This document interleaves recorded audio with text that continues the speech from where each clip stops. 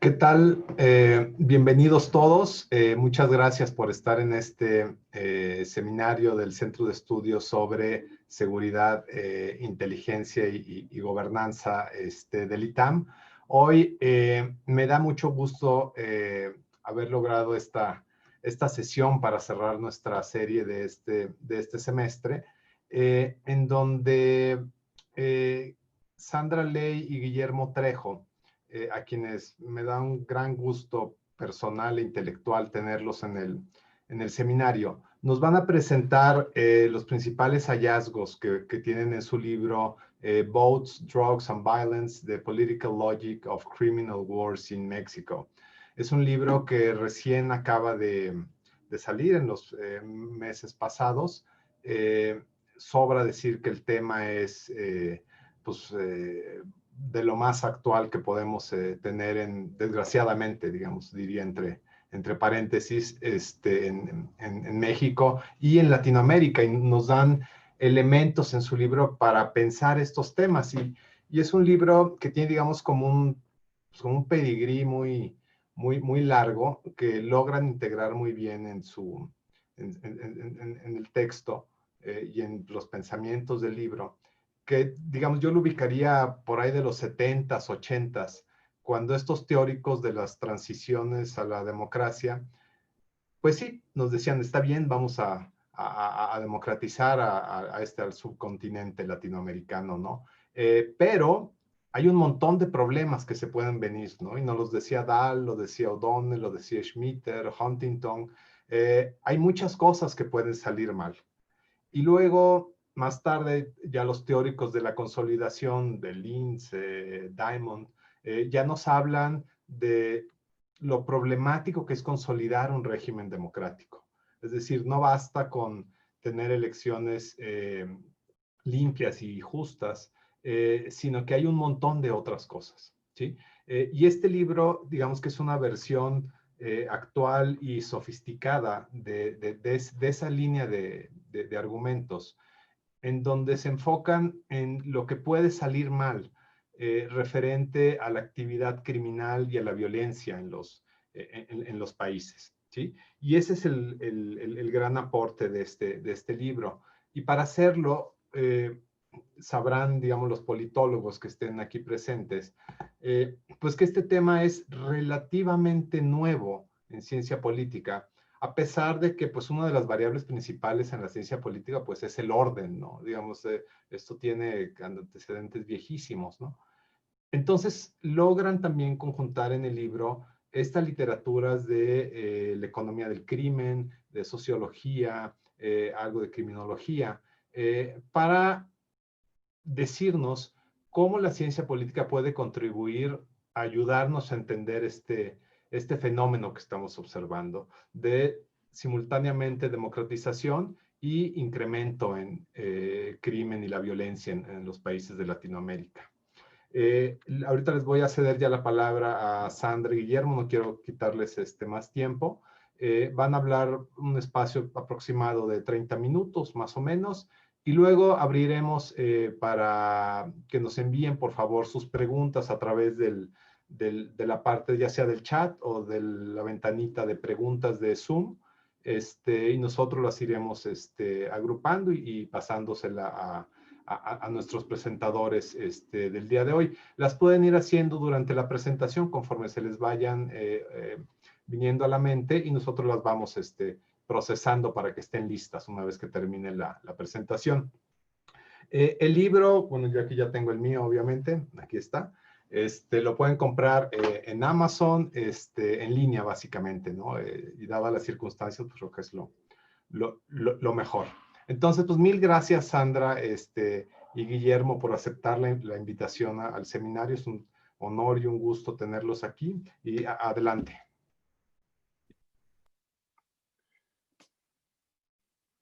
Mil gracias, Vidal. Voy a compartir pantalla.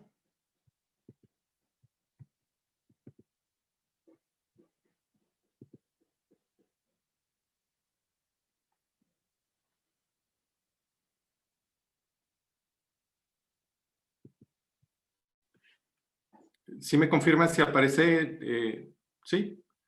En fin, empezar dando las gracias, Vidal, es un gran seminario y para mí en lo personal es un gusto estar de regreso en el ITAM, una de mis alma maters.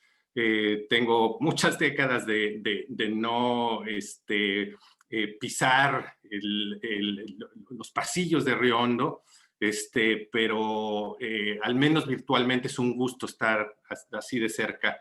Déjenme tomarme unos 15 minutos para narrarles básicamente la motivación del libro, de dónde viene el libro, los principales argumentos teóricos y algunas de los resultados, y Sandra complementará con el resto de los resultados. Votos, drogas y violencia, la lógica política de las guerras criminales en México. Es un libro que empezó su gestación y las ideas iniciales a la par que muchos de nosotros en México. Sorprendente vimos con muchísimas sorpresas este estallido de violencia criminal que se dio en México, pero muy marcadamente hacia los años 2010, 2011. Y mucho para nuestra sorpresa, ¿no? Tras concluir un largo proceso de transición a la democracia, México estaba experimentando niveles de violencia criminal que uno típicamente asocia con guerras civiles. La violencia en México ahorita es más de 7, 8 veces, o se multiplica, es 7, 8 veces mayor que lo que uno típicamente ve en guerras civiles. Y hay muchas formas de violencia que vemos: desaparición forzada, feminicidios, desplazamiento forzado interno, que hemos vivido en el país y que uno típicamente ve en guerras civiles. La violencia criminal, cuando Sandra y yo empezamos a ver estos fenómenos, obviamente parecía estar íntimamente relacionada a la política electoral, que es el principal eje o fue uno de los principales ejes de la transición a la democracia. Parte del problema es que para quienes nos dimos a la tarea de empezar a estudiar esto más sistemáticamente por ahí del año 2000, es que las principales teorías de violencia criminal en criminología, sociología y la economía del crimen tenían en realidad poco que decir sobre la política, porque la mayor parte de estos estudios, estamos hablando de toda una literatura que tiene al menos 2 siglos, ¿no? Criminología, sociología, economía del crimen un poco más reciente, pero la mayoría de estas literaturas y de estas teorías veían a los grupos del crimen organizado, y en este caso en México los cárteles de la droga, como empresas ilegales privadas, y enfatizamos, privadas, y veían a la industria del narcotráfico y a distintos mercados criminales como fenómenos apolíticos. Y aquí es donde vimos nosotros, como mucha otra gente ahorita que está tratando de entender la mecánica política de estos procesos, empezamos a tratar de cuestionar supuestos que venimos arrastrando, repito, de más de 2 siglos. Entonces, a lo que nos dimos la tarea, y el libro tiene un capítulo bastante extenso, que intenta generar una teoría política de la violencia criminal, donde aprovechamos muchas discusiones teóricas, muchos resultados que se han dado en la ciencia política, pero en la antropología, en la propia historia, historiadores, historiadoras mexicanas, en fin, nos nutren para desarrollar esta teoría política de la violencia criminal. Partimos de una teoría que intenta ser refundacional, en el sentido de que tenemos que repensar algunas categorías y tenemos que cuestionar supuestos básicos. Y el primero es este supuesto que uno lo encuentra en toda la literatura, que la esfera del crimen y la esfera del Estado son esferas que no se tocan, son esferas independientes, diferentes. El otro supuesto es que la relación entre crimen organizado y Estado es una relación de suma cero, es decir, a más Estado, menos crimen, y a mayor crimen organizado, menos Estado. Y esto es algo que nutre no nada más a la economía del crimen, sino también a la sociología del crimen. Obviamente, cuando uno presenta este tipo de gráficas ante audiencias mexicanas o audiencias en Centroamérica, la gente empieza a decir, se ve raro, no es tanto así. Pero cuando uno presenta este tipo de gráficas, la gente reacciona como diciendo, eso se ve más familiar a lo que nosotros vemos en nuestra cotidianidad. Nosotros hablamos de una zona gris donde se intersecta las esferas del crimen y del Estado. Y el uso de este tipo de diagramas de Venn son muy útiles por dos razones. Por tres razones. Una de ellas es, nosotros identificamos esta zona gris como un ecosistema donde crece y se nutre el crimen organizado. Y fuera de esta zona gris, de esta intersección entre Estado y crimen, no hay crimen organizado. De hecho, para nosotros el crimen organizado lo definimos ontológicamente, o uno de sus elementos ontológicamente, su elemento ontológicamente por excelencia, no es que el crimen esté organizado como una empresa, sino que para que exista crimen organizado tiene que haber algún nivel de interacción, conexión, cooperación con agentes estatales. Entonces, primer punto, identificar esa zona gris como ese ecosistema donde nace, nutre y se nutre el crimen organizado y los grupos del crimen organizado. Pero dos puntos adicionales que son vitales aquí es que este tipo de representaciones gráficas lo que nos muestran es que el Estado no es un ente homogéneo, sino que el Estado es un ente heterogéneo. Hay partes del Estado que se coluden con el crimen, pero hay otras que no. Y lo mismo el crimen es heterogéneo. La parte que no está en la zona gris es crimen del orden común, pero el crimen que está en la zona gris es crimen organizado. Para nosotros, este tipo de gráficas y este tipo de discusión sobre la zona gris no es enteramente nuevo. La literatura sobre las mafias italianas tienen una discusión parecida de una zona gris de la criminalidad, pero quizás lo que hace nuevo nuestro análisis es cuando nosotros pensamos en quiénes son los agentes estatales que forman parte de esta zona gris. En la literatura italiana sobre el crimen organizado y mafias, generalmente son contadores y contadoras, son agentes financieros, son abogados y abogadas, ¿no?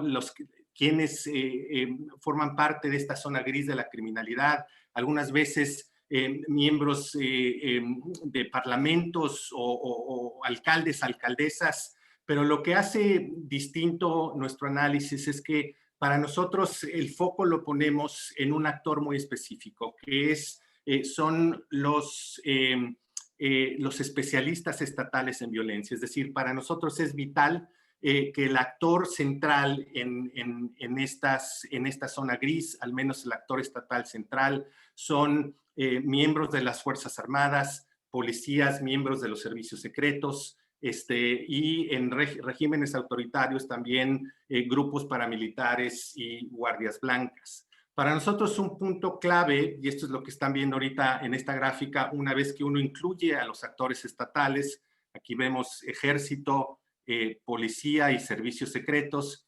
Otra vez es que no todo el ejército, no toda la policía, ni todo el servicio secreto es parte de la zona gris. Unos sí y otros no. Pero los que son parte de la zona gris, los que se corrompen, son los que constituyen estas redes que dan pie a la existencia del crimen organizado. Ahora, un punto para nosotros central, y aquí es donde creemos que el libro innova, es que introducimos los regímenes políticos. Y si bien este tipo de relaciones se gestan, se dan, las presencias en democracias, son más comunes en regímenes autoritarios. En regímenes autoritarios donde las Fuerzas Armadas, las policías, los servicios secretos juegan un papel central en la viabilidad de un régimen autoritario. Estos son especialistas en violencia que tienen una ventaja comparativa en información, una ventaja comparativa en violencia, y que para hacer su trabajo, que es reprimir a los disidentes políticos, generalmente cuentan con mucha impunidad. Parte del problema en regímenes autoritarios es que este tipo de especialistas en violencia se pueden empoderar demasiado al punto que puedan dar un golpe de Estado y remover a los autócratas. Mucho lo que sugerimos en este libro es que una de las formas mediante las cuales los autócratas, dictadores, líderes de regímenes autoritarios mantienen fieles a estos especialistas en violencia es permitiéndoles hacerse de las rentas privadas que se pueden generar una vez que se meten al submundo criminal o a la zona gris de la criminalidad. Entonces, este tipo de relaciones generalmente se gestan en regímenes autoritarios. En el libro damos muchísimos ejemplos que van desde Chile en la época de Pinochet, la propia Bolivia a finales de los 70s, principios de los 80s, Guatemala en una época similar, Panamá en la etapa de Noriega en los años 80, pero también la Cuba de Batista, o también podríamos pensar en la Venezuela de hoy en día, o también podemos pensar en la Unión Soviética. Este tipo de relaciones se dan en regímenes autoritarios. En México es pensar de la mano de gran trabajo de historiadores y historiadoras que están reanalizando los años 70, este tipo de relaciones o esta figura. Esta gráfica retrata mucho el tipo de relaciones que se gestó en México en los años 70, en los años 80, cuando la Dirección Federal de Seguridad, de la mano del Ejército, de las policías estatales, llevó a cabo la Guerra Sucia, pero también el Plan Cóndor, este plan para reestructurar esta guerra en contra del narcotráfico, que como lo muestra el trabajo de Adela Cedillo, se convirtió en un mecanismo para que el Estado pudiera regular y reestructurar los principales cárteles mexicanos. Entonces, el punto es, este tipo de relaciones se generan en regímenes autoritarios y, como decía Vidal en su introducción, una de las preguntas centrales es, ¿qué sucede cuando un país transita la democracia y tiene este tipo de estructuras? Encontramos dos caminos. El primero es si un país transita la democracia y adopta mecanismos de justicia transicional o mediante las cuales se mira un pasado represivo, comisiones de la verdad, juicios que muchas veces llevan a reformas profundas de las Fuerzas Armadas, los ejércitos, las policías, los servicios secretos. Países como Chile, países como Argentina, países como Perú, países como la propia Bolivia, no generan transiciones donde la zona gris de la criminalidad juegue un papel importante. En cambio, países como México, países como Brasil, países como Honduras, países como El Salvador, en algún sentido ya no tanto Guatemala, que transitan a la democracia y estas zonas grises y estos actores se mantienen incólumes. Como decía Vidal, mucho de lo que discutimos en el libro es el caso de México, ese es nuestro foco central, y el caso de México es uno de esos casos como Brasil, Honduras, El Salvador, en el que se transitó a la democracia, una transición a la democracia realmente estrecha, minimalista. No quiero bajo ningún motivo desestimar lo importante que fue el terreno electoral, como fue uno de los grandes triunfos de la transición a la democracia en México, pero no puede ser el único eje. En los 90s en México pensamos que si teníamos elecciones limpias y libres, todo lo demás se resolvería, que si teníamos derechos de propiedad bien constituidos y privatizábamos, todo lo demás se constituía, llegaríamos al fin de la historia. Mucho de lo que estamos encontrando ahorita es que no es tal. Parte del problema es que si México transita la democracia como lo hizo, sin reformar ejércitos, ni policías, ni servicios secretos, ni el poder judicial, sin adoptar un proceso de justicia transicional, este tipo de relación que ven en su pantalla se mantuvo incólume. El problema es que si esto se mantiene vigente cuando el país transita la democracia, una vez que entran, y esta es la siguiente gráfica, una vez que empezamos a experimentar competencia electoral, alternancia partidista, la descentralización del poder político, la fragmentación del poder político, la pluralidad, en una palabra, no nada más afecta cómo se distribuye el poder político en México, sino también afecta la operación de ejércitos, policías y el servicio secreto. Este tipo de cambio político genera mucha inestabilidad en la zona gris, mucha incertidumbre, y eso abre la puerta para la violencia. Lo que hacemos en el libro, básicamente, y ahorita entro a la última parte de mi exposición, que es la parte empírica, lo que hacemos en el libro es tres partes: analizar cómo una vez que México transita a la democracia, cómo la alternancia partidista, después cómo la fragmentación y la descentralización del poder político generó todo tipo de incentivos para la violencia. Y queremos simplemente señalar dos cosas. Uno es cómo, digamos, la competencia y la alternancia afecta a la zona gris, como ustedes pueden ver en la pantalla, y ahorita explico esto más, pero también afecta esta otra parte que es vital. Una vez que el Estado decide lanzar una guerra en contra del crimen organizado, en la medida en que la transición a la democracia en México no tocó ni a las Fuerzas Armadas, ni a las policías, ni a las procuradurías, estos mismos actores estatales que reprimieron y utilizaron medidas muy atroces en contra de disidentes políticos, esas instituciones políticas autoritarias, politizadas, se mantuvieron también incólumes. Entonces, México transita la democracia no nada más con esta estructura de relaciones en la zona gris, sino también con ejércitos y policías que violaron derechos humanos, que tuvieron prácticas muy atroces y esas prácticas nunca se cambiaron. Déjenme empezar. La primera pregunta empírica que nos hacemos es por qué los cárteles inician conflictos bélicos por el control del trasiego de la droga. En los 80s, 4 cárteles coexistieron pacíficamente bajo el régimen de partido único del PRI. Son los 4 cárteles muy conocidos para ustedes. Esta es la estructura de relación de cárteles más o menos vigente por ahí de 1985, una vez que termina la Guerra Sucia y el Plan Cóndor, se reconstituye el mundo criminal en estos 4 grandes cárteles. Coexistían pacíficamente, pero en los 90 lo que sabemos es que se fueron a la guerra. Lo que ven ahí es una serie de tiempo de ejecuciones por año, en promedio 250 en los 90, ya para 2005-2006 por encima de 1,500 muertes al año. Lo que sabemos, y este es parte de uno de los primeros resultados, es que la violencia en México se fue esparciendo geográficamente siguiendo el ritmo de la alternancia a nivel estatal. ¿Por qué se da esto a nivel estatal? Bueno, básicamente porque después del 85 se descentraliza en México la coerción política y buena parte de la coerción en México en la última etapa, en los últimos 15 años del régimen del PRI, dependía mucho de agentes estatales. Los principales actores coercitivos en México se convirtieron después de 1985 con esta descentralización de la coerción.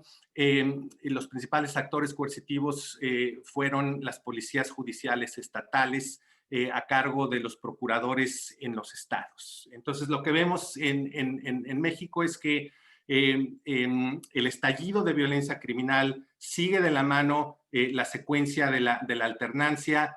Primero, la primera alternancia, como ustedes saben, se da en Baja California. Aquí se da el primer estallido de violencia criminal, de guerras entre narcos, seguido por Chihuahua, después Jalisco, después Nuevo León, después Michoacán y después Guerrero. Es un caso brutal cuando uno va viendo, y más para uno. Yo en particular, mi generación, que recuerda con mucho la importancia de estas primeras transiciones a la democracia, que abrían muchas posibilidades. Tristemente ver muchos años después que se daba la alternancia y venía acompañada por estallidos de violencia criminal. Lo que mostramos, el argumento básicamente es que la alternancia partidista a nivel subnacional rompe las redes de protección que se habían gestado bajo gobiernos del PRI, genera mucha incertidumbre y vulnerabilidad para el cártel local. Y aquí empieza el crecimiento de un actor fundamental que ha sido muy subestimado en el análisis de la violencia en México, que es el surgimiento de estos ejércitos privados, estas milicias privadas que generan los cárteles para defender su territorio y para conquistar territorios de cárteles rivales. Ahí empieza este proceso de proliferación de guerras entre cárteles y aumenta la violencia criminal. Simplemente aquí les mostramos estos resultados de un modelo panel con efectos aleatorios que incluye todos los municipios del país entre el 95 y el 2006. Simplemente señalar la primera variable que tenemos aquí. Por cada alternancia a nivel estatal, en promedio aumentó en 75% la violencia criminal en el municipio, en ese estado donde se dio la alternancia a nivel de el gobernador. Simplemente llamar la atención a muchos de los factores que consideramos también, factores socioeconómicos. No creemos que la política es el único factor que explica esto. Este no es un fenómeno monocausal, pero lo que queremos mostrar aquí es que la política electoral tradicionalmente había sido una variable omitida que generó muchos sesgos. Lo que mostramos con este análisis es que sí tiene un impacto la alternancia estatal. No muestro aquí, pero generamos modelos cuasi experimentales, modelos de control sintético, donde mostramos que el efecto de la alternancia, esta no es simplemente una correlación, sino que tiene un efecto causal. Simplemente con esto termino la presentación. La alternancia y el surgimiento de milicias privadas, ejércitos privados al mando de cada uno de los grandes cárteles existentes en los 80s y en los 90s, generó un cambio muy importante en la organización industrial de los cárteles. Los viejos cárteles bajo el PRI eran empresas familiares que tenían este tipo de estructura muy centralizada. Cambiaron a este tipo de estructura. Simplemente llamar la atención lo que implicó todos los ejércitos privados acá, ¿no?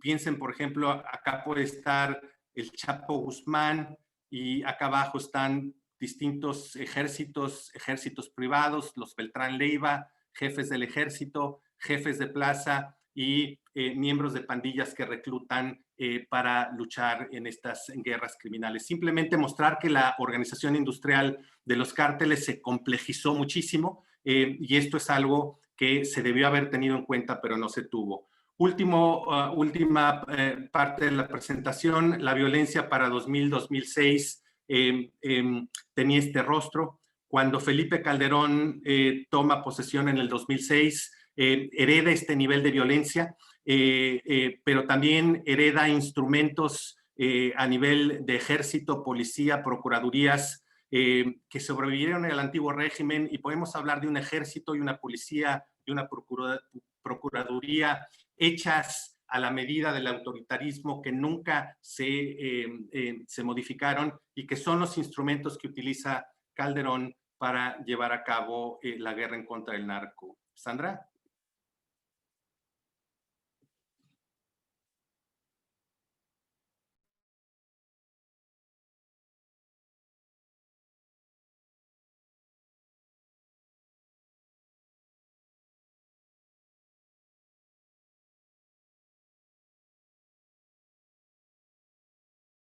¿Listo? Muy bien.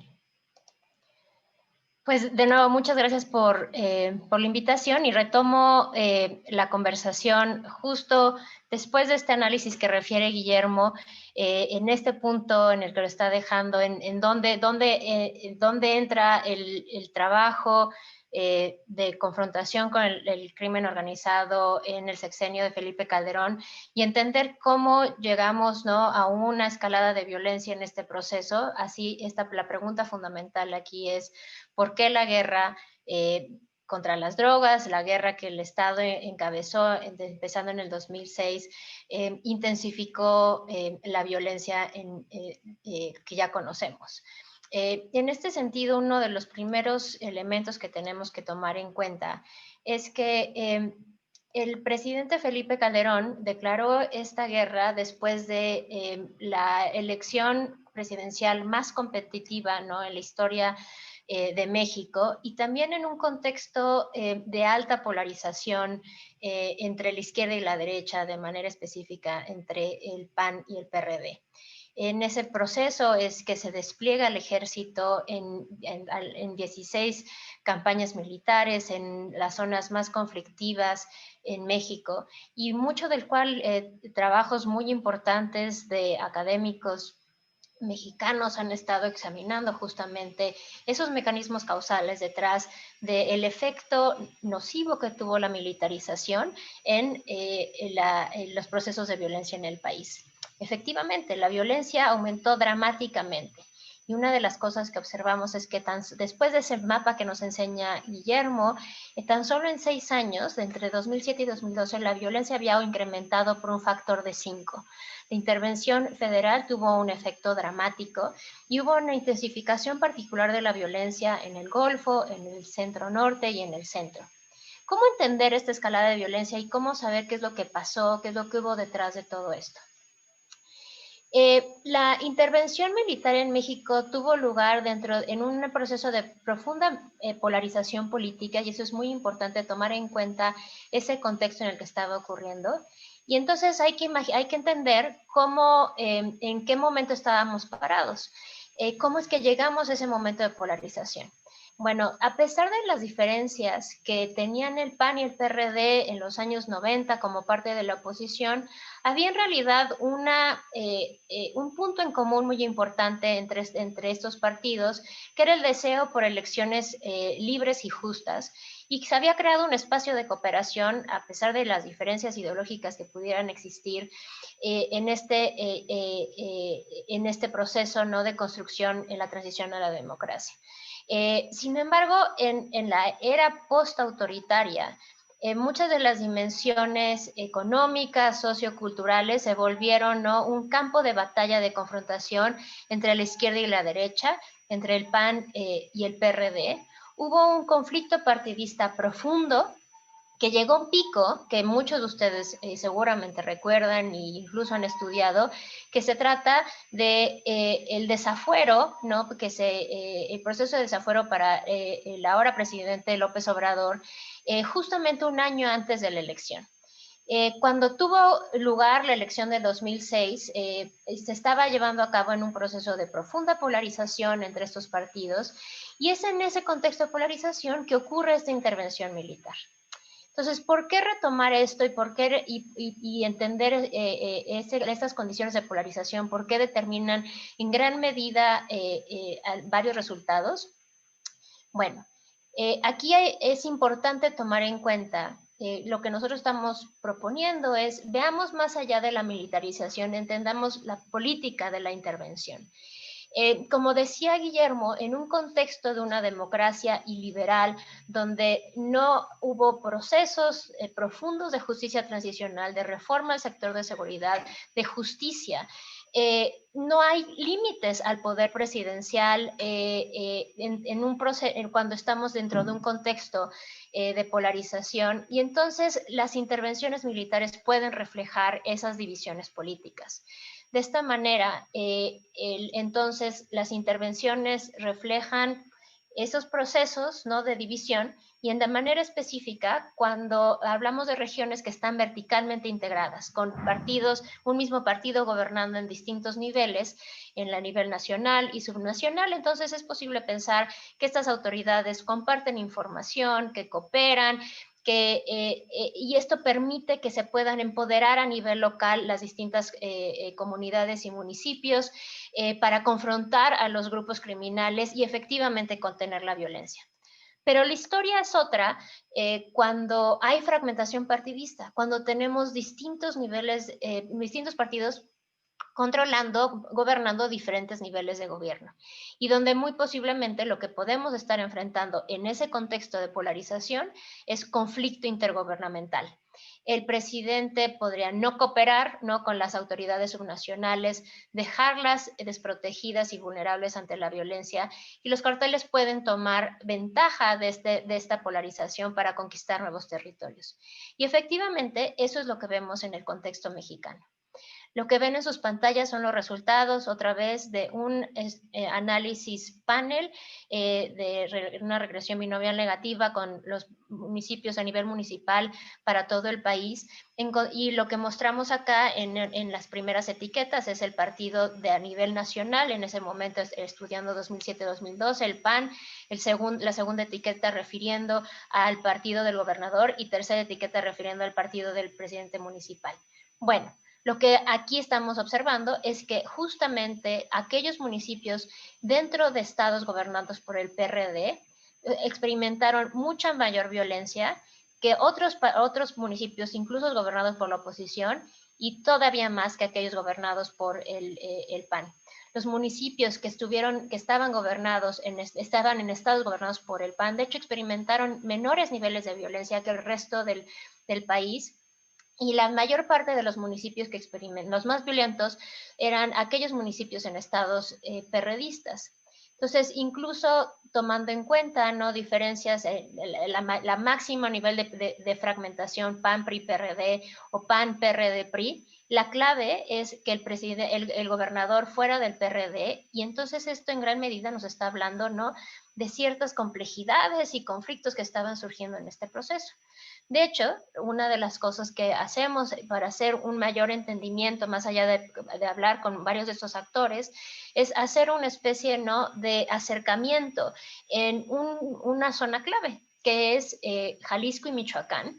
Es una especie, ¿no? Este es un experimento natural comparando la evolución de violencia criminal en estos municipios contiguos, vecinos entre estos dos estados, Michoacán y Jalisco, y a pesar de tener enormes similitudes en términos de historias socioeconómicos, los mismos grupos criminales que operan dentro de la región, un punto clave que en lo que difieren estos estados es la identificación partidista del gobernador.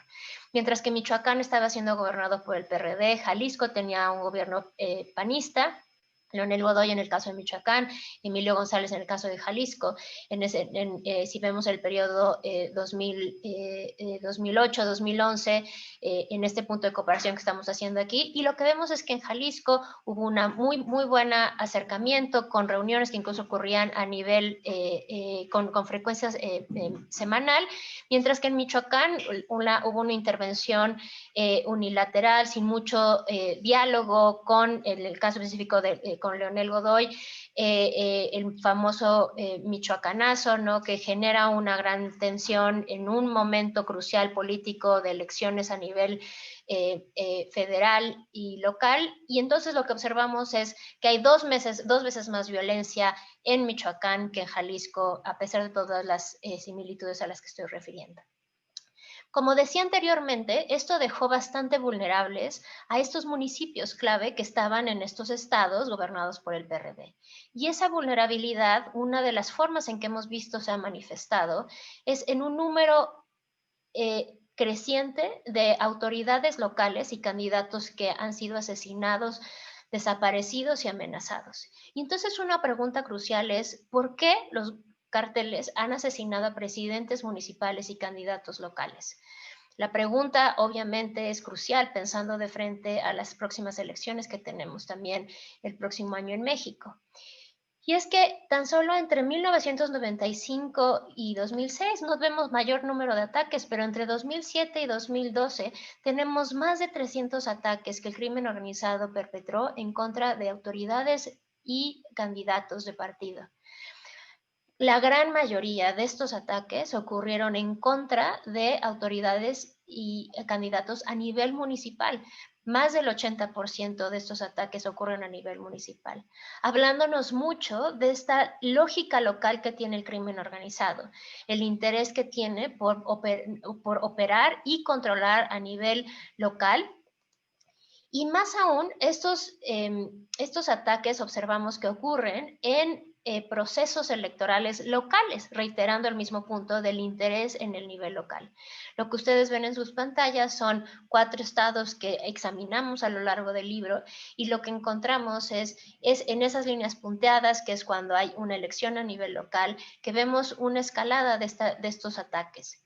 Pero aún más revelador es que estos ataques no ocurren no solamente espontáneamente en unos municipios de manera separada, sino que son parte en realidad de una estrategia más cuestionada para poder controlar regiones enteras. ¿Y por qué entonces, regresamos a la pregunta, los cárteles asesinan a presidentes municipales y candidatos locales? Esto tiene mucho que ver con todo este recorrido que hemos hecho hasta ahora, Guillermo y yo, refiriendo en primer lugar a cómo estas guerras que se desatan entre el crimen organizado, pero también de frente al Estado, los mismos capos de las drogas tienen incentivos a lanzar estos ataques contra el gobierno y partidos como una forma de ganar protección, de capturar rentas, de generar controles a nivel local y poder controlar poblaciones enteras. Esta competencia no genera la necesidad de tener nuevas formas de financiamiento, nuevas formas de poder ejercer controles y poder alcanzar ese control territorial. Pero también es importante tomar en cuenta esta historia que ya les he compartido sobre cómo la fragmentación vertical dejó vulnerables a muchas de estas autoridades. En esos lugares donde quedaron vulnerables y desprotegidos, y que esto lo que observamos ocurre en zonas que estaban fragmentadas verticalmente en cuanto a su constitución partidista, fue posible para los grupos criminales leer esas señales políticas y aprovechar de esos espacios para atacar a estas autoridades. Pero también, por supuesto, también los carteles están aprovechando oportunidades de colonizar a los gobiernos locales durante los ciclos electorales. Estos ciclos electorales son un punto de quiebre muy importante para poder entrar a controlar quién va a estar en puestos públicos cruciales, como puede ser jefe de policía, como pueden ser jefes de directores de prisiones. Esos puntos son cruciales, pero más aún poder tener control sobre la misma economía y recursos públicos a los que tienen accesos las autoridades. En el más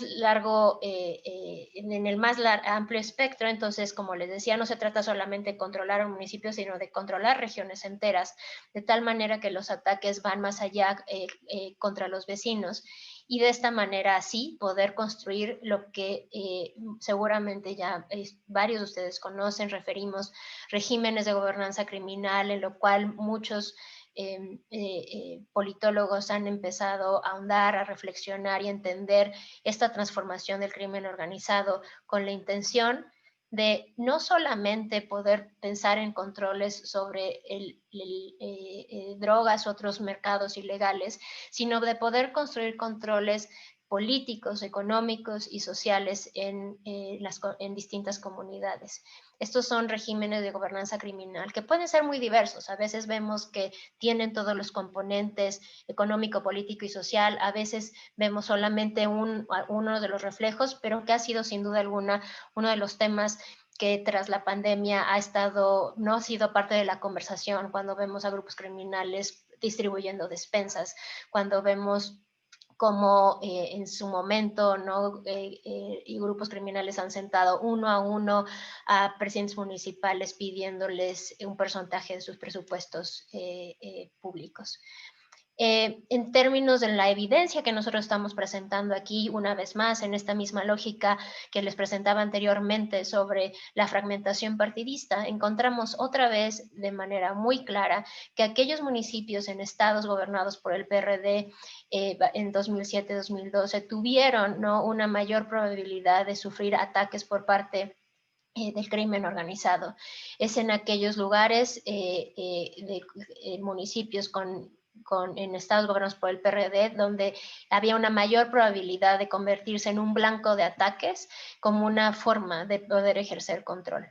Y una vez más, en esta lógica del experimento natural, encontramos en Michoacán y Guerrero, uno de los estados más afectados. De hecho, Michoacán, en la elección de 2011, con más de 40 ataques por parte del crimen organizado a candidatos en esa elección.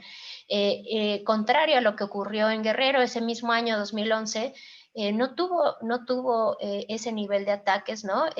Tuvo apenas un ataque en el 2011, y realmente podemos hablar de que Michoacán y Guerrero son estados también que igualmente comparten muchísimas características que han llevado, ¿no?, que sabemos han estado asociadas en esta lógica de la violencia, pero específicamente en el caso de ataques, si nos hacemos otra vez un acercamiento en el 2011, encontramos la clave es esta lógica de los procesos electorales en los cuales el crimen organizado está buscando incidir. En el resto, el siguiente capítulo en el libro, entonces ya entramos a ver lo que han implicado cada uno de estos ataques, pudiendo controlar procesos electorales, pudiendo colonizar gobiernos municipales, controlar economías y establecer controles territoriales, de lo cual con mucho gusto podemos hablar con mayor amplitud en preguntas y respuestas. Pero quisiera ir cerrando esta conversación para poder justamente tener la discusión con todos ustedes sobre que en gran medida el libro está también pensado en poder repensar, ¿no?, la política, qué es lo que significa esto en términos de política pública también, y la importancia que nosotros queremos enfatizar en 3 puntos sustantivos. Cómo sería vital alejarnos de la visión de decapitación de grupos criminales y enfocarse en la remoción más bien de los especialistas de violencia, de que han sobrevivido desde el autoritarismo, que han sido centrales en la construcción de redes de protección, y que esto necesariamente requiere la generación de reformas sustantivas en el sector de seguridad y judicial para tener controles en el uso discrecional de las fuerzas del orden, pero también del mismo aparato de justicia. Y que en la medida en que no haya estas reformas, entonces lo que observamos son estos efectos devastadores en la democracia. En la medida en que seguimos en una democracia iliberal sin reformas profundas, entonces en estas condiciones es que ha sido posible, como bien decía Vidal, ¿no?, cómo observamos lo mucho que puede ir mal a pesar de lo que hubiéramos esperado de la democracia misma. Entonces, aprecio mucho la invitación y nos dará mucho gusto continuar esta conversación con todos ustedes. Muchísimas gracias, Sandra y Guillermo, por la muy buena presentación. Ahora hay preguntas, ya algunas preguntas de los participantes. Aprovechando que estoy de moderador, pues voy a colar una pregunta mía también, que la voy a meter primero porque va como al inicio, digamos, de la historia, ¿no? Que es, bueno, transitamos, digamos, ya sin estas grandes reformas de seguridad, sin crear estas instituciones de justicia transicional. ¿Por qué las elecciones no han generado incentivos suficientes en los gobernantes para hacer esto, ¿no? Sería la pregunta. ¿Quieren responder una por una o vamos en paquete, como ustedes quieran? ¿En paquete? Ok. Entonces, esa es una que tenía yo en la mente. Antonella Bandiera, ex profesora aquí en el ITAM, pregunta, ¿por qué el foco en la ruptura de pactos políticos partidarios a la vez que se concentran solo en actores de las fuerzas de seguridad o armadas? Es la pregunta de Antonella. Y una tercera, Samantha Lomelí, si consideran que el cambio de PRI a Morena a nivel nacional ha sido un factor que ha intensificado la violencia. Si quieren, dejamos esas 3 y luego pasamos a las siguientes.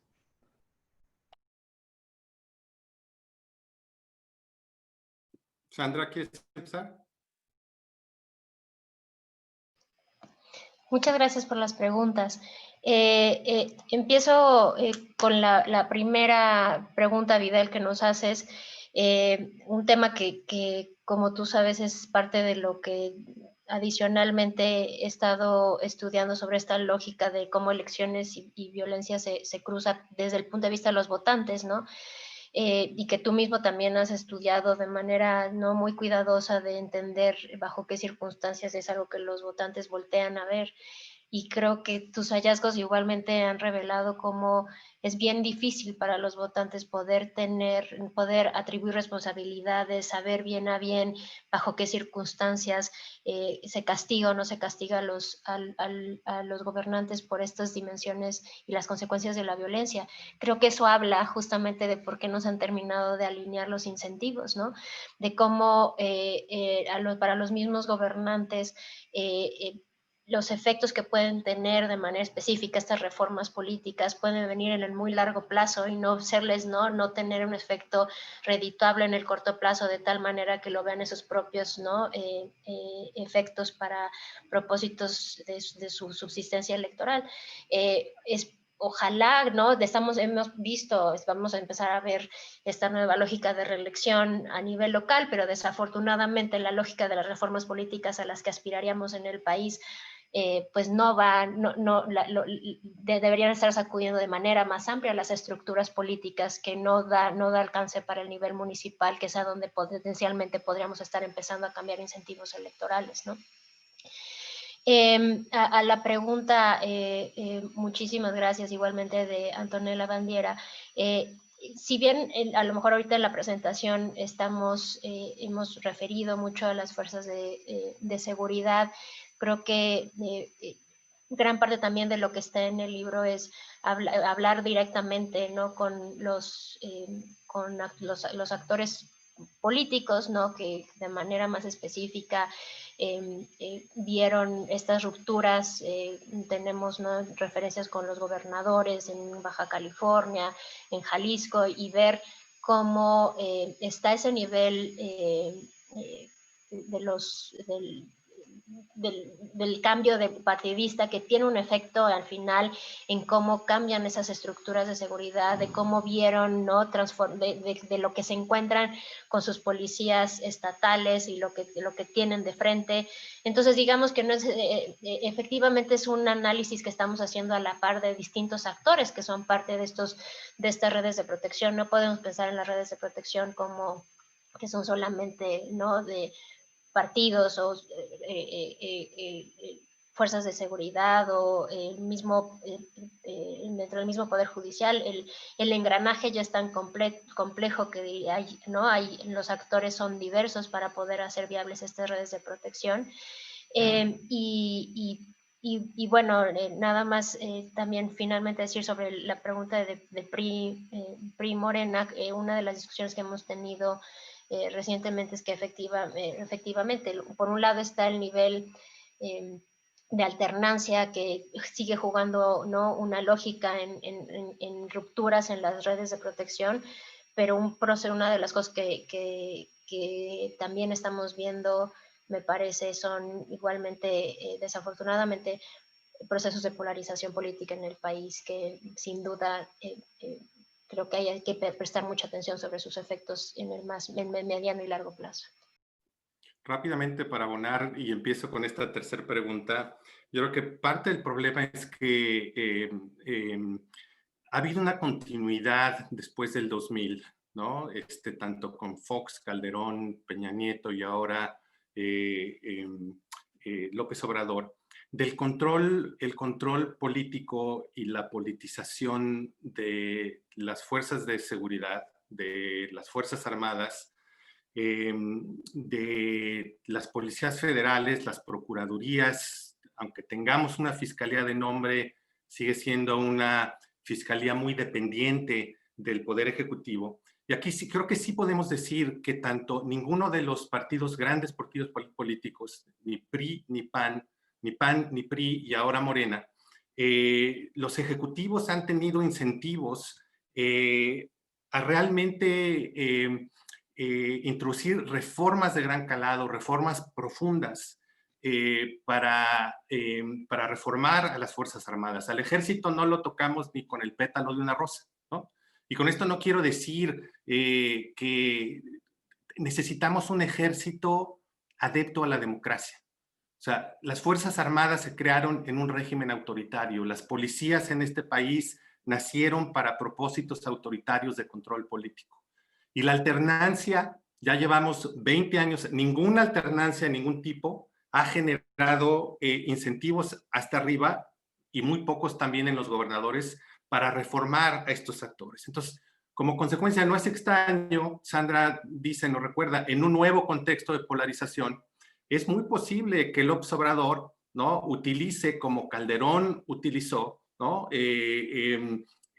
al ejército, en este caso a la Guardia Nacional, para proteger a sus aliados y para castigar a sus enemigos políticos. Están los dos elementos ahí, la gran polarización y dos, el control político tan fuerte que tiene el Ejecutivo sobre fuerzas de seguridad, policías, procuradurías.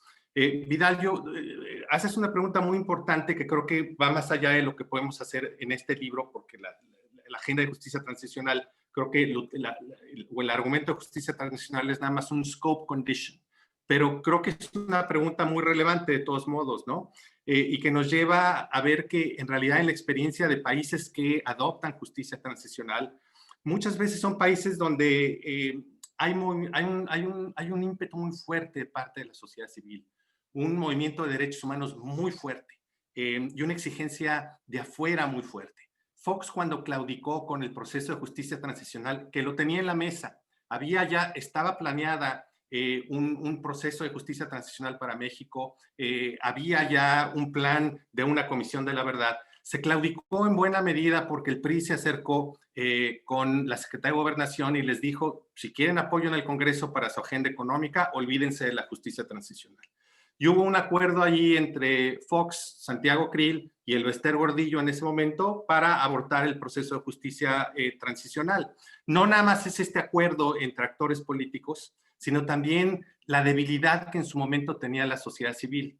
20 años después, ahora tenemos trágicamente un número infinitamente mayor de víctimas, pero también tenemos un movimiento organizado ya de víctimas específicamente de desaparición forzada, colectivos feministas, colectivos de familias en contra del feminicidio. Tenemos ya un discurso mucho más abierto, nos estamos poco a poco enseñando, estamos en un proceso pedagógico para entender qué es la justicia transicional, en fin, la importancia de muchas de estas reformas que se han venido claudicando y creo que ya hay un ímpetu muy fuerte desde abajo.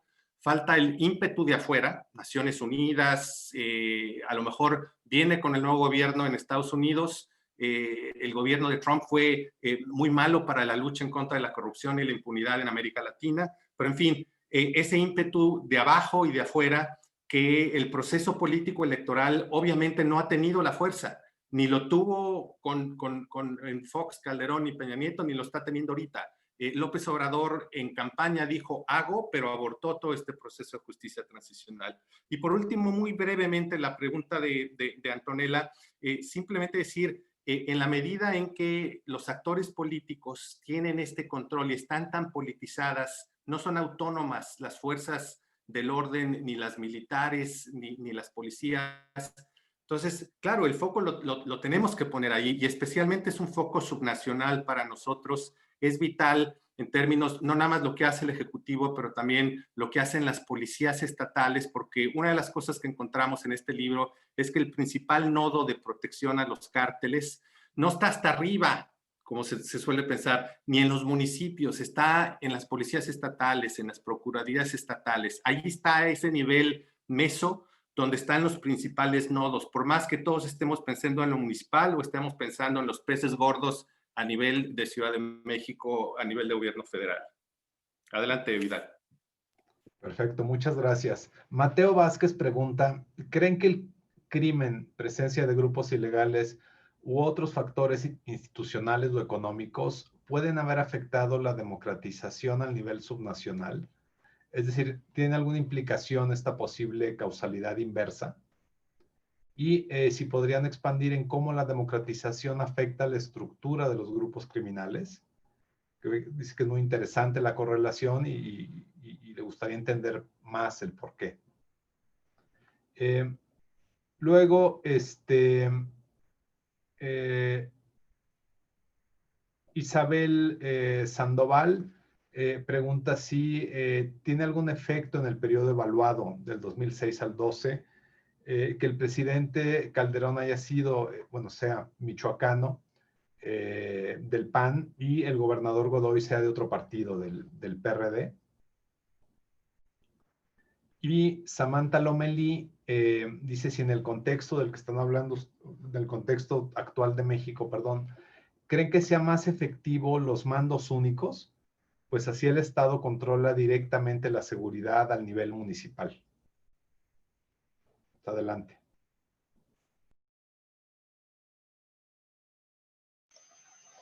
Gracias de nuevo por las preguntas. Sí, Mateo Vázquez, muchas gracias por la pregunta, porque ese es uno de los dilemas en el proceso creativo, ¿no? De estar pensando en esta causalidad inversa y ser muy cuidadosos con ello. Pero eso justo me regresa a este primer punto que discutíamos con Vidal, sobre que lo que observábamos es que en realidad tras estos procesos de violencia en realidad no son los que están asociados con la generación de alternancia partidista, por ejemplo, ¿no? Justo porque para el votante está resultando tan complicado este proceso, ¿no? Y que lo que hemos visto es que ha sido muy fácil para presidentes municipales, gobernadores, irse básicamente con un cheque en blanco, porque tanto los políticos están atribuyendo responsabilidad a otros niveles de gobierno, confundiendo al votante, como para el votante es difícil saber, ¿no?, a quién le atribuye responsabilidad cuando veo que presidentes municipales, policías estatales, locales Policía Federal, Ejército o ahora Guardia Nacional en algún momento han sido, ¿no?, parte de estos procesos de generación de violencia.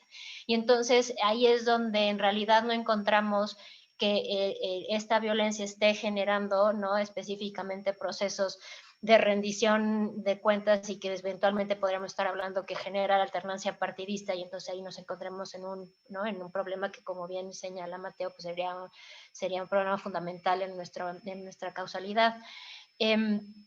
Y quisiera retomar el punto sobre mandos únicos, que uno de los de que justo estemos hablando de que estamos en una democracia liberal, sin un Estado de Derecho consolidado. Esto no solamente aplica para que el presidente pudiera estar utilizando a su favor, ¿no?, las distintas instituciones de seguridad o de justicia, sino que también puede aplicar a los gobernadores, ¿no? De cómo se podrían estar utilizando las mismas instituciones del Estado a favor de unos y en contra o no en favor de otros, y que esto no salva a los mandos únicos en los estados, ¿no? Justamente porque esta es una realidad que está permeando también dentro de los estados, y donde también podemos ver estas confrontaciones. Por eso es que decimos la reforma tiene que ser más profunda que eso. Y finalmente, decir, no para no tomar más tiempo para Guillermo, es justo en el caso de Michoacán lo que observamos es en el primer momento, en el 2006, sí hay un entendimiento más claro y comunicación con el entonces gobernador Lázaro Cárdenas, ¿no?, entre dos, ¿no?, los dos michoacanos hablando y coordinando, pero hay un punto de quiebre justamente cuando empiezan a generarse, ¿no?, muchas mayores tensiones, y de manera más específica, ¿no?, en el caso directamente con Leonel Godoy, del proceso del michoacanazo, donde ahí sí estamos hablando de un punto de quiebre importante, que ya nos lleva a un proceso muy diferente de lo que estamos viendo de lo que vimos en Michoacán. Y ya. Empiezo con esta última que Sandra señala, simplemente añadiendo un par de puntos. Realmente hubo esta coexistencia y esta cercanía que a los actores a veces ya no les gusta aceptar, pero sí hubo una coordinación muy cercana entre Calderón y Lázaro Cárdenas Batel. Luego, en sus inicios, el propio Leonel Godoy, pero el punto de quiebre fue el ataque terrorista en Morelia durante las fiestas patrias. A partir de ahí, una vez que se veía que el desplegado inicial, que parecía rendir frutos, estaba teniendo efectos no intencionales de enorme estallidos de violencia, allí es cuando empieza la conflictividad de empezar a distribuir culpas, ¿no? Y más en vísperas de las elecciones intermedias. Yo creo que siempre es bueno no desestimar la cuestión ciertamente las pugnas personales pueden jugar un papel, pero el hecho que se hubieran dado dinámicas similares en Guerrero, ¿no? Con un gobernador que es muy distinto a Godoy, Ceferino Torreblanca, o en el mismo Zacatecas, ¿no?, con una gobernadora que era muy distinta a Leonel Godoy. No es una cuestión de personalidad, sino es una cuestión más de estructura de polarización entre izquierda y derecha. Mandos únicos hay que tener mucho cuidado, y si se quieren llevar una lección fuerte de este libro es cuidado con la idea de mandos únicos. ¿Por qué? Porque cada vez que nosotros escuchamos demos el poder a las policías estatales, yo me voy de espaldas, porque son precisamente ahí es donde están los nodos principales de protección al crimen organizado. Las policías judiciales de los 90s, ahora las ministeriales y seguridad pública, ahí es donde siguen estando los principales nodos. Entonces, claro, si se quiere el mando único, digo, lo vimos en Cancún hace 2 días, el tipo de uso de la fuerza en un caso de mando único. ¿Y por qué se da eso? Porque cuando se descentraliza la coerción en México, una vez que desaparece la Dirección Federal de Seguridad e inicia el CISEN, muchos de los agentes de la Dirección Federal de Seguridad se fueron a las policías estatales, y ellos fueron, desde entonces se da este impacto fuerte a nivel no nada más de mandos altos, sino de prácticas institucionales. Muchas de las prácticas antiinsurgentes que se aprendieron en la Guerra Sucia y en el Plan Cóndor en los 70s y en los 80s, se las pasó el ejército vía la Dirección Federal de Seguridad a las policías estatales en los 90s. Entonces, si ustedes analizan con lupa las prácticas de tortura, las prácticas de desaparición, las prácticas de ejecuciones extrajudiciales de policías estatales de los 90s, de los 2000 y de hoy en día, son las que aprendieron en los 70s de las Fuerzas Armadas. Entonces, uno de los grandes, de las cosas que a mí me inspiran es este movimiento tan fuerte que hay por reformar las policías municipales. Magnífico. Pero no olvidemos las policías estatales, porque creemos que a ese nivel meso es donde están los nodos más importantes, donde se estructuran las redes criminales, y si queremos con un enfoque de macrocriminalidad desestructurar estas redes, tiene que pasar por ahí, ¿no? Crimen, ¿cómo afecta a democracia subnacional? Añado nada más un puntito a lo que Sandra bien ya dijo. Uno de los datos que más nos impactaron y que quizás más nos inquietan, nosotros encontramos que hubo asesinatos en contra de autoridades y candidatos a nivel local hasta 2012.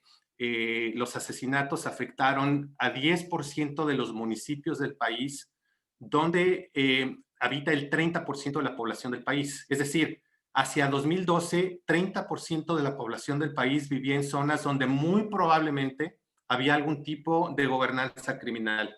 Si ustedes les añaden toda la violencia criminal del ciclo del 2018 y todo lo que ha pasado en los últimos años, ese número es mucho mayor, y donde existe gobernanza criminal se está subvirtiendo a la democracia, ¿no? Muchas veces no se le permite al mediano decidir quién va a gobernar, porque quien cobra impuestos muchas veces es grupos criminales, otra vez en connivencia con otros actores estatales, y porque se asesinan periodistas, defensores de derechos humanos, etcétera, etcétera. En ese sentido, hay una subversión de la democracia. Por último, lo de las estructuras de los grupos, como aquí quizás lo más importante es que no es nada más el cambio político que va cambiando la organización industrial de los grupos criminales, son muy distintos. Algunos son más jerárquicos, ¿no? Otros son más descentralizados, otros son como franquicias. Hay distintas estructuras, pero lo que uno siempre está viendo es que está ahí las estructuras de los grupos armados, y que están siempre tratando de reclutar a jóvenes de pandillas, ¿no? Entonces, ahí, cuando uno habla de cárteles, hay que tener mucho cuidado, hay que abrir, porque son estructuras organizativas mucho más complejas, pero hay que entender, porque también en términos de política pública es muy distinto si uno trata, a lo mejor lo que está haciendo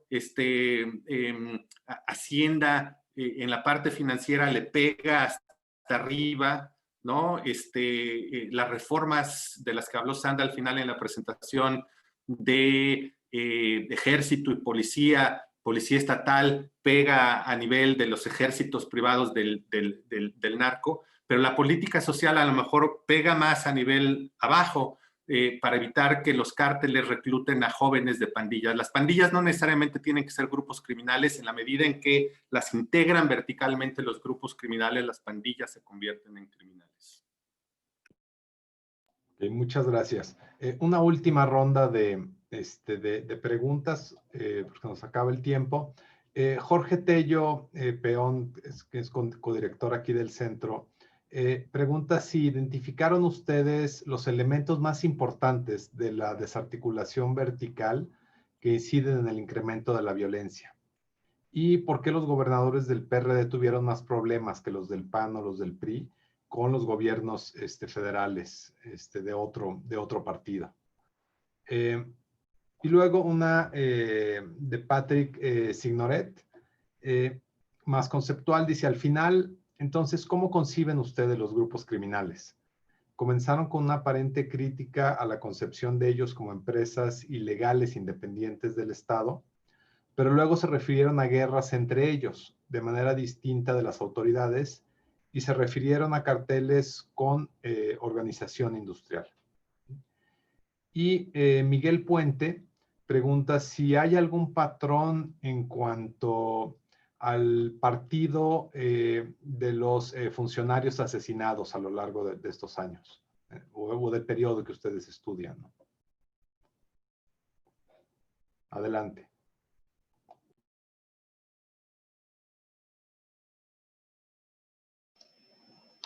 Muchas gracias.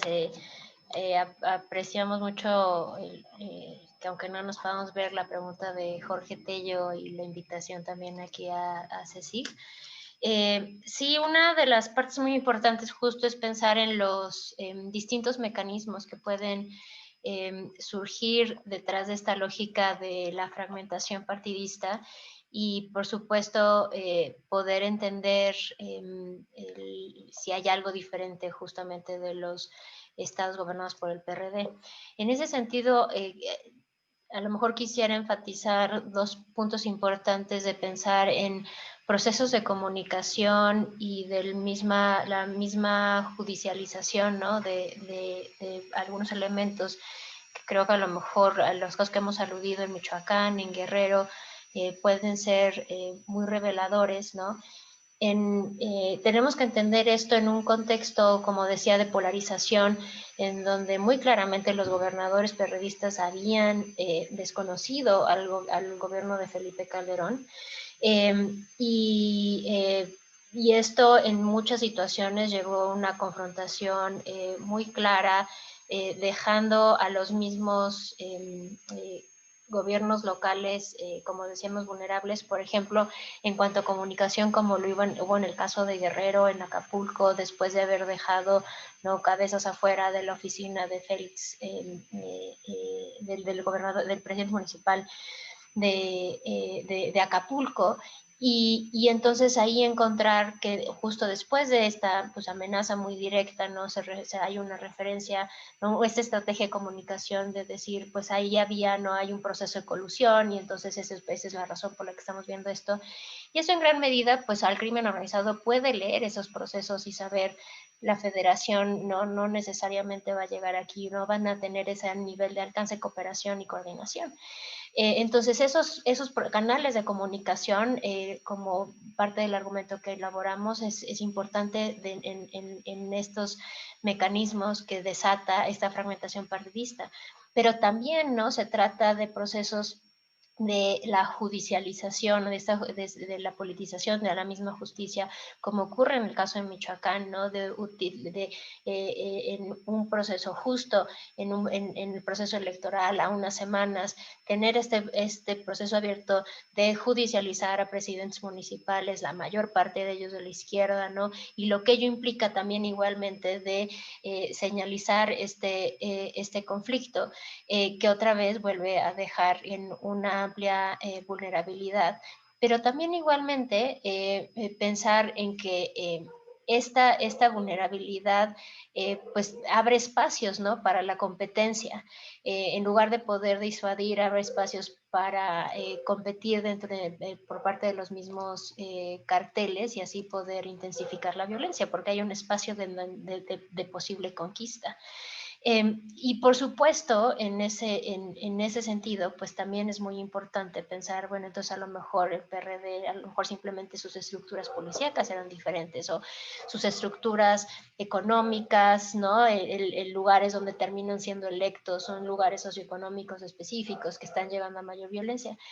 Eso es algo que afortunadamente los procesos que hacemos, ¿no?, con distintos métodos estadísticos, de poder controlar, aún controlando, porque podríamos pensar, hay una dimensión socioeconómica asociada con la elección del PRD, hay una dimensión histórica, todos esos elementos, incluso controlando por todos estos elementos que podrían estar presentes, que podrían estar afectando la misma administración perredista. Controlando por todo ello es la fragmentación partidista lo que nos da, ¿no?, un resultado estadísticamente significativo, robusto, que mucho nos habla de eso. Y luego, más allá de eso, pues es hablar de manera directa, ¿no?, con muchos de estos actores de gobernadores en Zacatecas, en Michoacán, en Guerrero, con experiencias muy claras de cómo hay un quiebre en comunicación y de no tener esa posibilidad de hacer estrategias coordinadas y por el contrario, ¿no? Se trata de estrategias totalmente dispares, sin comunicación alguna, intervenciones a nivel federal que no permiten, ¿no?, saber y tener ese conocimiento de lo que está pasando desde la federación y al mismo tiempo desde la federación tener esa comunicación con el nivel local. Y entonces en ese sentido no es el PRD siendo diferente. Esto es algo que lo reiteramos en los distintos casos de estudio que estamos observando. Tampoco se trata de la oposición, porque otra de las cosas que hacemos es ver qué pasa con aquellos municipios dentro de estados gobernados por el PRI, ver directamente casos como los de Chihuahua, y a pesar de que hay momentos de tensión es posible, ¿no?, salvar esas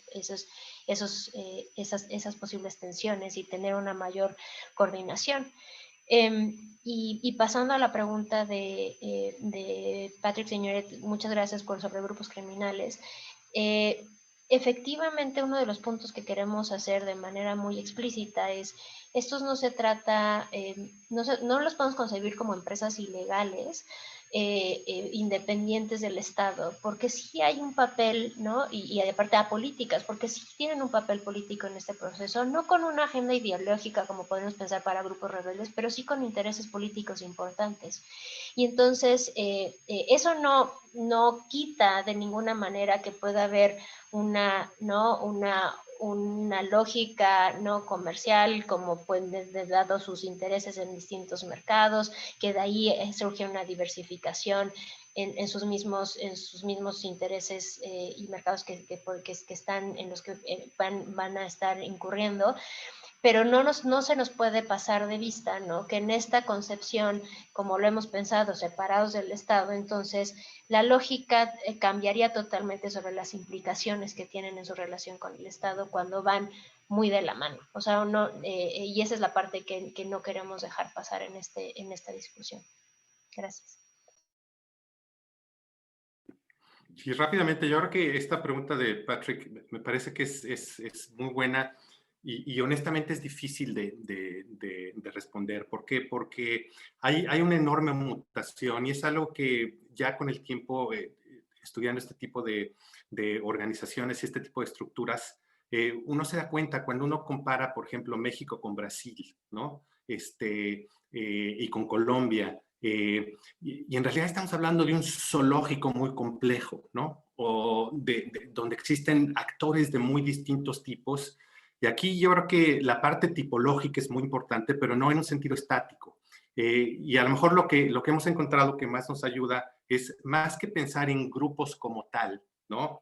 Hay que pensar en estructuras y en particular estructuras de redes, ¿no? Donde, por ejemplo, Patrick, si pensamos en Guerrero, el grupo Guerreros Unidos, como tal sí existe el grupo criminal, ¿no?, que se llama Guerreros Unidos, pero lo que hay que entender es que en el ecosistema lo que llamamos crimen organizado es la conexión que existe entre Guerreros Unidos y los alcaldes de la zona, y probablemente que actúan en connivencia, quizás, es muy probable, con actores de el gobierno estatal, probablemente de la Procuraduría o la Fiscalía, probablemente de las policías estatales, y que es posible, otra vez estoy un poco pensando en Ayotzinapa, que actores incluso del ejército a nivel local pueden ser algunos de ellos parte de esta red. Quizás pueda haber también empresas privadas ya que sean parte de esta red. Entonces, quizás el punto central es,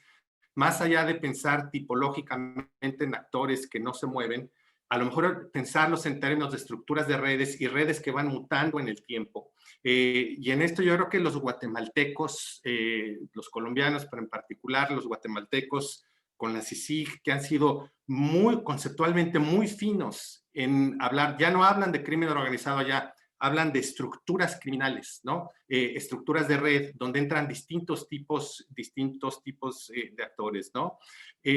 Tú decías, Patrick, ¿por qué utilizar el concepto de organización industrial? Lo utilizaba en un sentido quizás más metafórico para entender cómo la organización interna, ¿no? de los cárteles, otra vez de estas estructuras, ha ido cambiando en el tiempo. La pregunta de Jorge, gracias Jorge, igual la invitación. Déjame retomar otro pedacito de la pregunta. No, Sandra contestó una de tus dos preguntas, déjame entrar a la segunda. Si entiendo bien, tú decías, ¿qué funciona de la coordinación vertical? Nosotros, nuestro argumento viene mucho en contraposición con argumentos de coordinación, porque los argumentos de coordinación dicen, funciona la intervención militar si están coordinados verticalmente los distintos gobiernos, y no funciona si están descoordinados. Nosotros añadimos a ese argumento la parte partidista, porque sí hay evidencia de que funcionó, y no te digo, tú lo conoces muy bien, el caso de Nuevo León,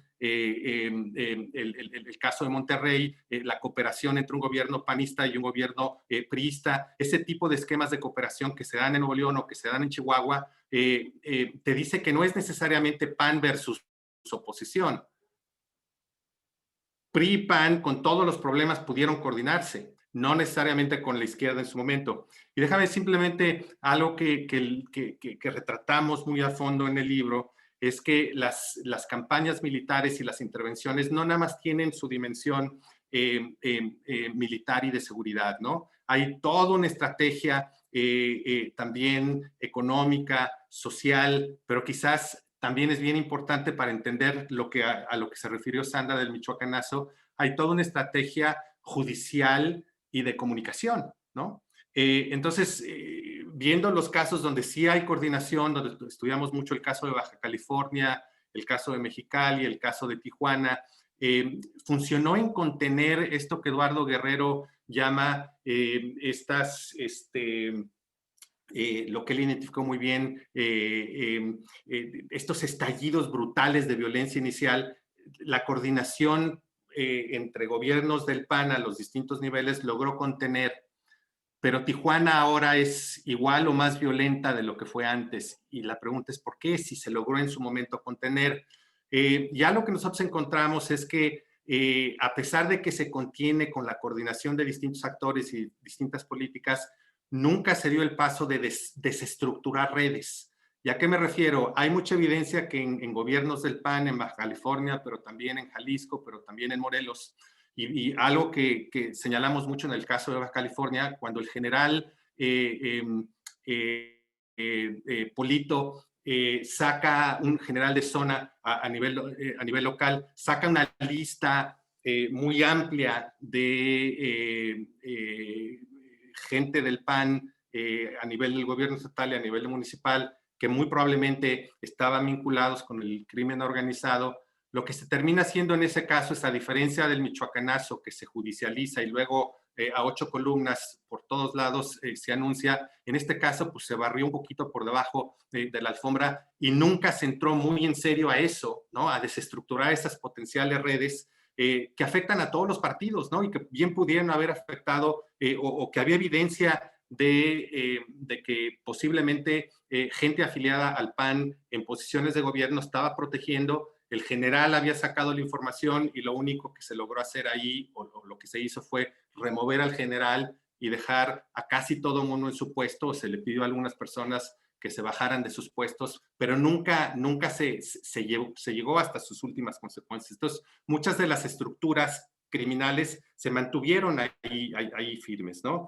La última pregunta sobre el partido de los funcionarios asesinados. La mayor parte de la evidencia que tenemos hasta el 2012 nos dice que desproporcionadamente son de partidos de izquierda, luego del PRI, finalmente del PAN. Como dijo Sandra, en su mayoría son actores locales. Los actores locales, pensemos el caso de periodistas, ¿no? No es el periodista internacional, ni el periodista nacional, ni el periodista, es el periodista local. Son los actores locales los que están siendo victimizados en muchos de estos procesos, y eso es el caso de alcaldes, candidatos, candidatas, pero especialmente en ese periodo fueron de izquierda. Perfecto, muchas gracias. Con esto concluimos. Mil disculpas a quienes amablemente pusieron sus preguntas. Se nos acabó el tiempo, de hecho nos pasamos un poquito, pero vale la pena. Entonces, gracias por su generosidad con el tiempo, Guillermo y Sandra. También preguntaban si el libro estaba a la venta en México. Entiendo que sí, pero electrónicamente, ¿no? Es decir, Amazon o estos servicios, ¿no? Entonces ahí es donde lo pueden conseguir el libro. Entonces, pues no me queda más que agradecerles y felicitarlos por el libro. Es una gran obra que nos ayuda a entender qué está pasando, qué pasó y qué está pasando en México para pensar en soluciones. Muchas gracias y gracias a todos ustedes que nos acompañaron. Hasta luego. Gracias, Vidal. Gracias. Gracias.